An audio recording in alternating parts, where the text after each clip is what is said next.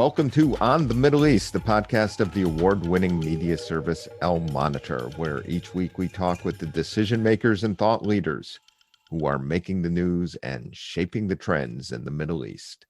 I'm Andrew Parasolidi, president of El Monitor, and our guest today is Dr. Shibley Telhami, Anwar Sadat Professor for Peace and Development, Director of the University of Maryland's Critical Issues Poll, and a non-resident senior fellow at the Brookings Institution.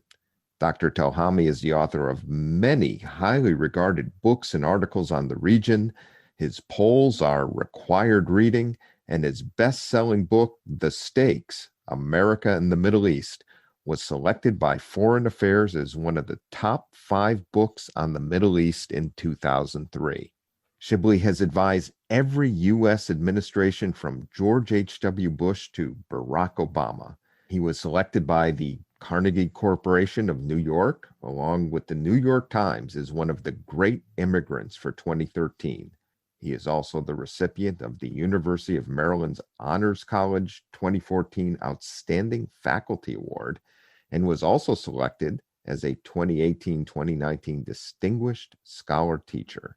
Shibley and I will be talking about what comes next following the ceasefire last week between Hamas and Israel, and whether the Biden administration has now put the Israeli-Palestinian conflict back as the central issue in U.S. Middle East policy. My conversation with Shibley Telhami begins now.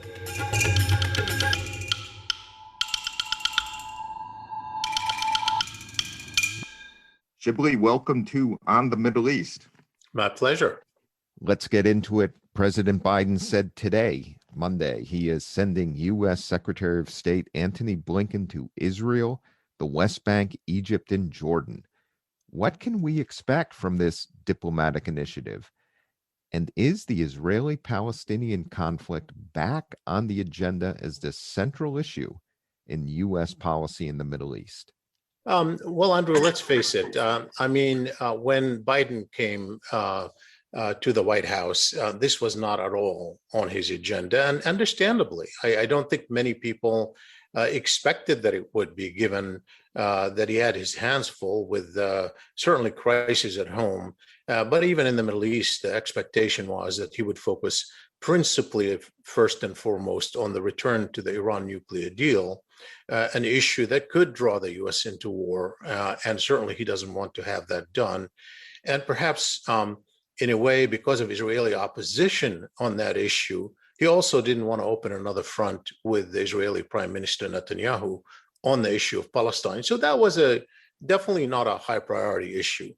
Clearly, when there was the eruption in Jerusalem over the Israeli plan to expel Palestinians from their homes in the Jerusalem neighborhood, and then the escalation, including the assault on Al-Aqsa Mosque, that generated already quite a bit of pressure on the administration to speak out.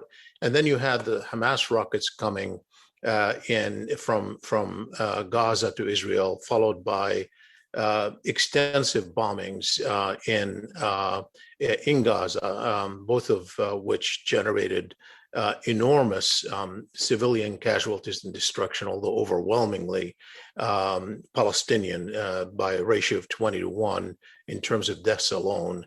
That clearly created a problem for the president. And in a way, it's a problem that Biden did not expect. And I say that because I think Biden personally didn't think the Middle East cared much about Israel-Palestine, including Arab countries. And clearly, after the Abraham Accords, he came to believe that more, and did not really expect that within his own party, the Democrats, who traditionally who pushed presidents to be more pro-Israel, as happened in the Obama administration when he was vice president, that the pressure would actually come more from the left, and he would face pressure to be critical of Israel, particularly when there were obvious violations of international law, such as in the expulsion of Palestinians and the civilian casualties in Gaza. I think he was taken aback. And I do think that his posture has been a throwback to a different era of democratic politics. And he hasn't caught on to the profound changes that have taken place within his own party in the meanwhile. Now I think they're kind of coming to grips with it a little bit more. And they certainly don't want another eruption that could jeopardize their agenda and distract them from important issues that they want to deal with. And so in that sense, the secretary's visit to the Middle East is important and helpful. And clearly the president's, plan to help in the reconstruction of Gaza is also helpful and important. But, think about the absurdity of it at the same time. That is that we, the taxpayers, pay for the weapons that created the destruction. Then the president is proposing to pay for reconstruction of that which was destroyed by the weapons we paid for.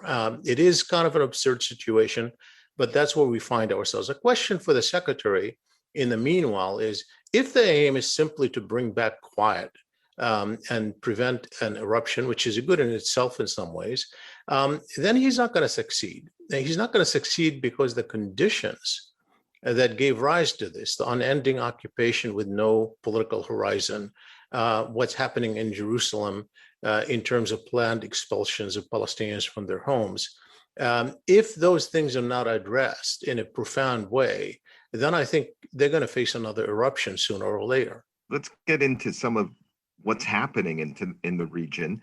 Biden spoke with Palestinian President Mahmoud Abbas during the crisis, and Biden has said that the U.S. will work with the Palestinian Authority to bring reconstruction assistance to Gaza.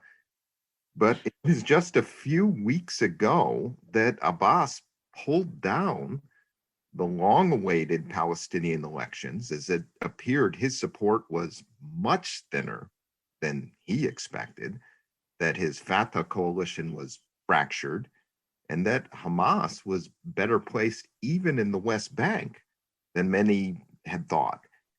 Now, with Biden's focus on the PA, with his call to Abbas, is Abbas back in the game? And overall, do you think Hamas won or lost from this encounter? Well, let's first of all start with the first issue about why Biden is proposing to coordinate with the PA, not with Hamas. That's an obvious one, obviously, because there's no way he's going to coordinate with Hamas that is now considered by the U.S. a terrorist organization, and he would face a huge backlash and a fight in Congress over that. So clearly, to the extent that he's going to coordinate, it's going to be with international organizations, the UN, which he says he's going to do anyway, and the PA. That obviously has been substantially weakened, as you pointed out. Whether or not that in itself is going to be effective, that is, whether the PA is able to carry it out, I think this is more of a political exercise to try to bring the PA into importance, given the fact that its legitimacy has eroded among Palestinians, and not only by the recent crisis, and it's irrelevant in the crisis, but also because, as you pointed out, the postponement of the Palestinian elections in May after 15 years, and they had been planned. And the worst part of this is not just that they postponed it, but they postponed it in a way while getting a yellow light from the administration. Initially, Mahmoud Abbas planned the election in January, just on the eve of Biden becoming president, assuming that a Democratic president is going to want this legitimizing election that would strengthen him and enable Biden to deal with him more authoritatively. But the administration became worried about the results of the election. They became worried that Hamas could do better. Polls showed that Hamas could do well, but more importantly, that Fatah had fractured. And there were over 30 slates that registered for the Palestinian election. More than 90% of the Palestinians had registered to vote, indicating there was a lot of energy among desperate Palestinians who really didn't have any political horizon looming, and they thought maybe the election could at least restructure leadership in a way that could generate new energy. When it was postponed, this sapped energy, and yes, much of the anger went toward Mahmoud Abbas, who is now being, it is an attempt to restore him by the Biden administration. Did Hamas win or lose? I mean, look, there is no winner in this. Look at the devastation. The devastation of the Palestinians, devastations in Israel, again, asymmetrical, much more on the Palestinian side. But politically, they have gained. We know that despite all the siege, despite all the attacks, despite all the suffering of the Gazan people, Hamas, according to the polls before the planned May election, were doing pretty well. And they certainly, the very events, the very violence that had erupted, indicated that they've been able to make more rockets and even expand the range of the rockets and fire those rockets despite very thick Israeli bombings. And so anyway, politically they win. They're more relevant. They seem to have reacted to the crisis in Jerusalem. The Palestinians wanted someone to do something about, and no one was doing anything about. So in that sense, I think they're political winners for sure, even though obviously Gaza is more devastated than before. Let's look at what's happening in Israel. Prime Minister Netanyahu's prospects to stay in office seem, at least in the short term, to have been given a boost by this war with Hamas. How do you see the next few weeks in Israeli politics? And if you could, please comment on the violence between Arab and Jewish Israelis in mixed cities. This seems to be something new.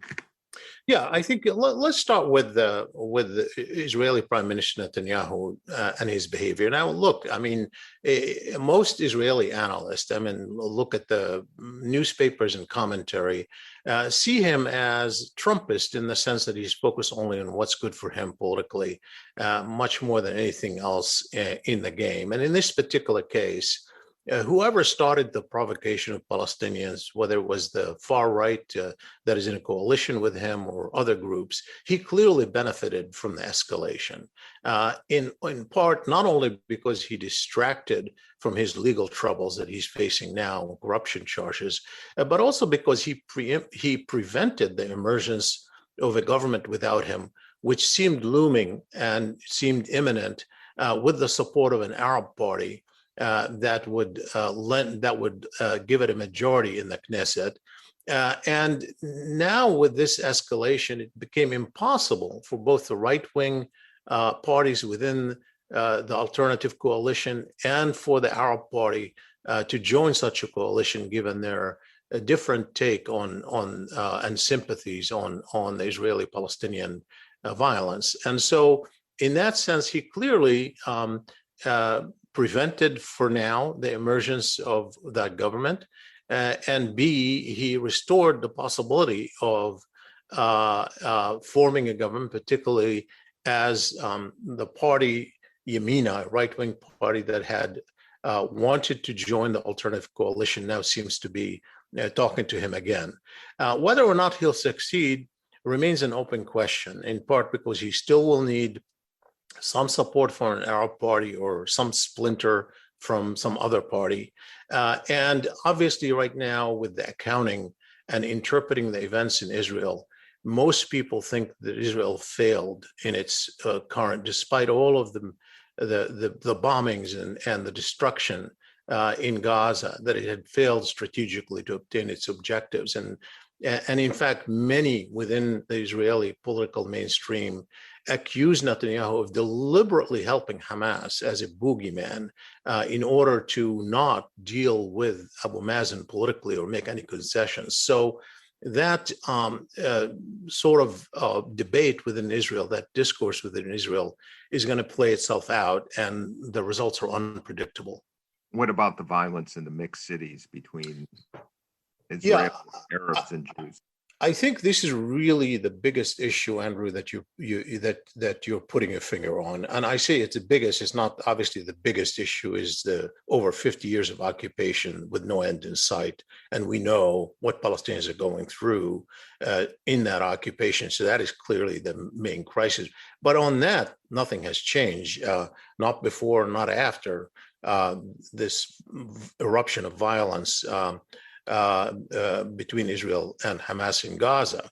I think what has changed in a way that is unprecedented is Palestinian Israelis and Jews coming into confrontation across the country, including in cities where they have relatively coexisted amicably despite the inequalities, including a place like the city of Haifa.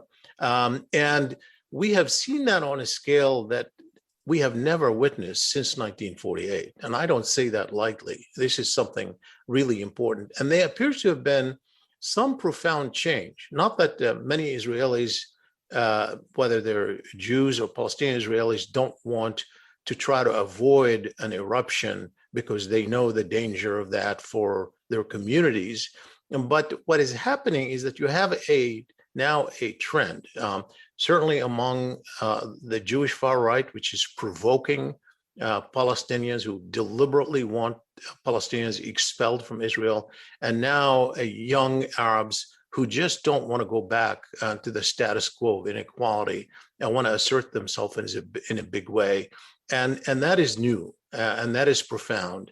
And I think that is in some ways, the blurring of the boundaries between the Palestinians under occupation in the West Bank and Gaza and Palestinian Israelis, the blurring of those boundaries has been the most important outcome of this crisis. President Biden expressed his gratitude to Egyptian President Abdel Fattah el-Sisi in helping to broker the ceasefire. Now, prior to May 10th, when this all began, it seemed that Sisi was on Biden's do not call list, along with Turkish President Recep Tayyip Erdogan and Saudi Crown Prince Mohammed bin Salman. Do you see a turnaround in U.S.-Egypt relations following these events? I don't see a major turnaround. I do think that this was not unexpected. I think the Egyptians have the most contact and influence with Hamas, in part because obviously they've controlled Gaza for many years after 1948 until Israel occupied them in 67. And they have obviously a border with Gaza, and they limit the gateway to Gaza. And so they have tremendous influence, and they, of course, coordinate with the Israelis on security issues. So the Israelis listen to them on this issue. And I expected that they would be the ones to ultimately make the deal. What's interesting here, though, I mean, of course, the Egyptians have a role, and the U.S. now will have to work with them as it is somewhat more focused on Israel-Palestine. But the important thing is, this was not America's ceasefire. I mean, let's be sure. I mean, I know Biden wants to take credit for it, and politically, I think that's astute, and he needs to, because he needs to be strong to fulfill his other agenda. But let's face it, he didn't speak out earlier when violations of human rights were already very clear in a way that weakened him and weakened his agenda and weakened his ability. And when the ceasefire took place, whatever people say, both Israelis and Palestinians, both Israelis and Hamas were ready for a ceasefire. Neither could win this militarily. The Israelis had pretty much exhausted their targets. Hamas made its political point and didn't want to see more damage. And the Egyptians were doing the negotiations. And the fact that the president made a phone call just before the day the ceasefire came into effect, if in fact the president wants to take credit for that as the reason why a ceasefire took hold, then you got to raise the question is, why didn't he do it a week earlier? If he could do it by a phone call, why didn't he do it a few days earlier? And that really tells you the story. What role do you think the Abraham Accords and the Abraham Accord countries, the UAE, Bahrain, Morocco and Sudan, and I guess we're actually talking about the UAE in particular, can play at this point with regard to a regional diplomatic effort? And do you see a regional diplomatic effort coming as a result of what's happened this month? Look, I mean, there's no question that the Abraham Accords gave the impression that the Palestine issue was no longer important. And that turned out to be wrong, and not only for the Palestinians for sure, but even in terms of galvanizing Arab public support across the Middle East.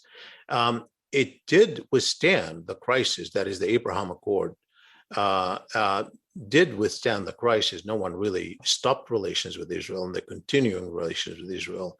But I always was of the belief that those accords were done not for Palestine. They were done for the individual interest of those countries, the UAE, Bahrain, the Sudan, Morocco. They're all doing it because they got things for themselves in that deal. And that whatever little they can do to kind of try to help with peace is overwhelmed by this sense that they took away much of the leverage that could have been employed on behalf of the Palestinians in negotiating a better deal. So whatever role they play, and they can obviously play a mild role here and there, they are not in a position to structurally affect and influence the huge asymmetry of power between Israel and Palestinians that is enabled by huge American support to Israel that has never ceased. And there's nothing that they're going to be able to bring to bear in this environment, given their peace with Israel, that is going to help the Palestinian in an effective way. I know you've written on this. We've done reporting on the trend among progressive Democrats to be more critical of U.S. relations and arms sales to Israel. How do you see this trend playing out and the impact it may or may not have on U.S. policy toward Israel in the region for this administration and also beyond? And in your answer, if you could reflect on whether you think this trend is connected to the social justice movements and awareness in the United States, like Black Lives Matter. There's a front page article in the Washington Post today about that relationship. Would you agree that there's a connection there? Well, as you know, Andrew, I have been doing public opinion polls on this issue in the United States for 3 decades. And the past decade, I've been tracing a major shift in democratic public opinion that is far more critical of Israel than elected officials. And I wondered in an article in the Washington Post 7 years ago whether that gap between the democratic public and elected officials is sustainable over time. And it is wrong to only speak of progressives. I think this is kind of a way of marginalizing this energy in the Democratic Party by calling it progressive as if it's limited to a subset of the Democratic Party. Put aside my polls for a minute. 53% in a recent Gallup poll said Democrats, overall, majority of Democrats, slight majority of Democrats, said they want to see more pressure on Israel applied to advance peace. In our polling, there is no question that a majority of Democrats wanted to even impose sanctions and more serious measures over Israeli settlements, something that no one, very few in Congress, even among progressives, had made a point of until recently. So there is a huge dynamic taking place that is traceable beyond the Trump era and beyond our coming to grips with our own racial injustice and structural discrimination in our own country. But I would say that in the Trump era, that had been expanded dramatically. There are 2 reasons for it. One reason is Trump himself, because I think Trump was the antithesis of what Democrats stand for to this day, and his embrace of Israel, as well as the prime minister embrace of him, the evangelicals and the Republicans and the evangelical right, I should say, that has put them on the other side of where Democrats are in terms of values, rule of law, democracy, human rights. No question that placed the Israeli right-wing government in that perspective. And yes, I think with the focus on racial justice and structural discrimination and police violence, I think the Israeli-Palestinian issue is increasingly seen through the prism of civil rights, much more than through the prism of a traditional conflict and occupation. And in that sense, that is a transformation that has taken place. And it is also, you can see it in some of the commentary, as well as the think tank reports like the Carnegie Report, in which is focused more on rights-based approach of equal rights for Israelis and Palestinians. And remarkably, it is something that the Biden administration, for the first time, started putting out, calling for equal rights for Israelis and Palestinians, something that was notable about President Biden's comments following the ceasefire between Israel and Hamas. But they have not articulated what that means. But now, if they stick with that language, there will be further pressure on them to elaborate as to what those equal rights mean in light of Israeli actions in the occupied territories. We started by talking about whether the Israeli-Palestinian issue is back as the central issue in U.S. policy in the region. There are currently negotiations that have been ongoing for many weeks now in Vienna on with Iran or with the EU and indirectly with Iran about the nuclear deal. How do you see that relationship between U.S. policy toward Iran, which supports Hamas and Islamic Jihad in Gaza, and what the administration is trying to do in the Israeli-Palestinian issue? Look, the Biden administration of prioritizing the Iran deal is not wrong. It is the one issue that, as Obama had discovered, and which is why he made it a priority, that could draw the U.S. into direct conflict and war in the Middle East, more than the Israeli-Palestinian issue. So in a way, that remains a priority. It had impacted the way they framed Israel-Palestine. As I said, I think given the fact that you have Israeli opposition to return to the JCPOA, there is a sense in the Biden administration that they don't want to open another front with the Israeli government, and therefore with some members of Congress who might be supportive of the Israeli posture. And they know that Democrats on this issue are divided, and were even under Obama. Remember, there were some leading Democrats who opposed the Iran nuclear deal, including Senator Schumer, the Senate leader, the Democrats leader in Congress. So I think they definitely now have to find a way to get that out quickly. There are a lot of people who understood that they shouldn't wait on this issue, because the more they waited, the more people are going to try to undermine it, or other crises might preempt it. And I think they took a little bit too long to address this issue. And now I think the pressure on them is to try to conclude it as soon as possible. And if they don't, I think they're going to continue to be far more reserved on Israel-Palestine until they get this issue behind them. Shibley, looking out at the Middle East with the Biden administration initiative in Iran, what's happened in terms of Israel, Gaza, the West Bank.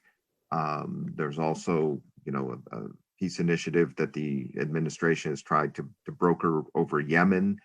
When you look 2-3 years out, do you think that we will be in a better place with regard to Israeli-Palestinian issues in the region more broadly? Are you optimistic or pessimistic at this point? Well, I don't want to frame it that way. Let me just put it differently. A colleague of mine, Mark Clinch, and I did a poll among scholars of the Middle East. Those are members of the American Political Science Association and members of MESA who specialize in the Middle East. And we asked them a number of questions, including about U.S. influence. And there is no question that most people think U.S. influence in the Middle East has eroded over the past decade and likely to erode and certainly not improve over the next decade. I think that's generally right. I think the United States, by and large, is less interested in the Middle East. I think couldn't pull out for a lot of reasons that I could articulate. But nonetheless, the issues on the table right now for the U.S., whether it's our own domestic issues, even beyond the pandemic, the economy, racial justice, the infrastructure, competition with China on the global scale, are all going to be critically important for this administration, for the remainder of the administration. Israel-Palestine is unlikely to be a top priority in a way that is meaningful, and the Middle East broadly is not. The problem for the US, though, is that this idea that you can pull out of the Middle East or you can just be passive or you can ignore it is just impossible because of the built-in entanglement of the United States with Israel. I mean, we really don't always come to grips with that.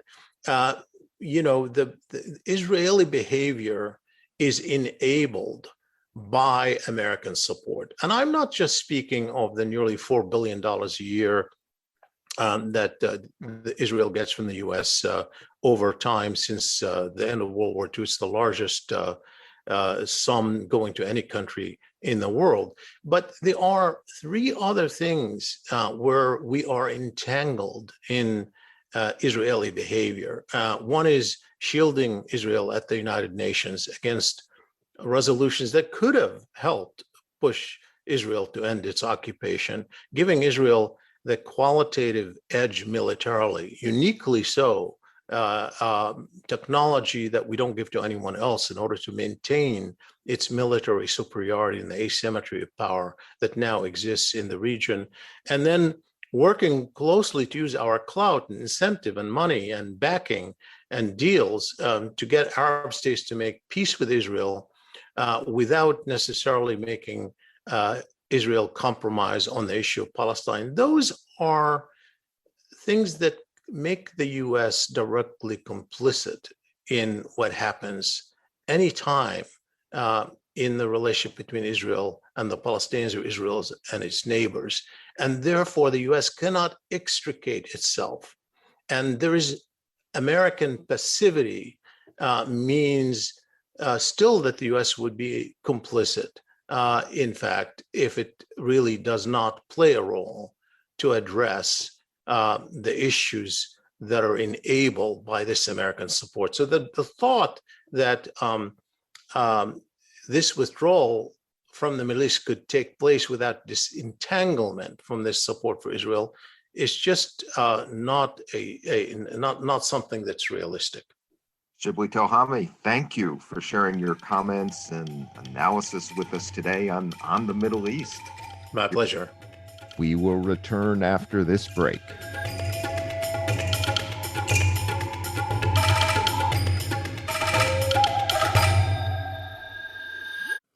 I'm Ben Caspit, Al Monitor veteran columnist reporting from Israel, one of the world's major news and action suppliers of all times, comparing to its tiny size. I've been covering and analyzing the political, diplomatic, and military arenas in Israel for over 34 years. My best-selling biography, The Netanyahu Years, was out 2 years ago. I covered 7 prime ministers, 1 major war, 2 intifadas, 1 prime minister's assassination, 2.5 peace treaties, 4 military operations in Gaza, and it's not letting up anytime soon. I'm glad to invite you to On Israel, our brand new podcast, where we will discuss major events in Israel and its surroundings, talk to decision makers, leaders, and analysts, and try to understand the chaos that comes with the territory of Israel and the Middle East. You will never have a dull moment with us. See you soon here on Israel, Al Monitor.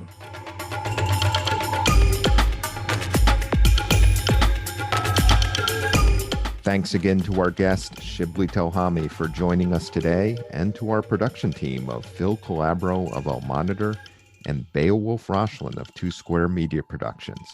And of course, to all of you for listening.